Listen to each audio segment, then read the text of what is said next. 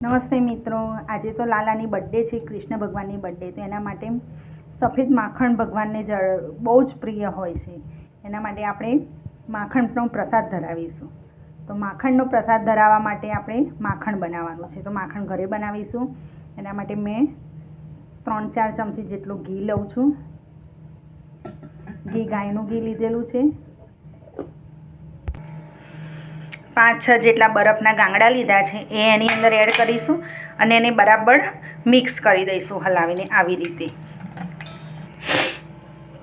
મિત્રો, આપણું મસ્ત માખણ તૈયાર થઈ ગયું છે. હવે આ માખણમાં આપણે બીજું કંઈક થોડું ઘણું એડ કરીશું. મિત્રો મસ્ત આપણું માખણ તૈયાર થઈ ગયું છે. એની ઉપર આપણે મિશ્રી એડ કરીશું.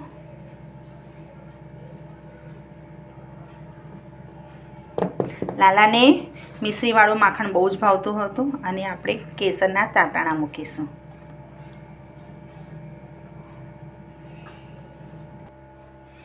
સાથે એક આપણે તુલસી પત્ર મૂકીશું.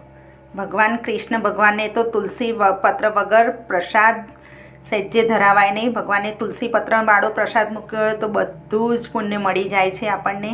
અને એમને બહુ જ પ્રિય છે માખણ અને તુલસી પત્ર. તો આપણું માખણ રેડી છે.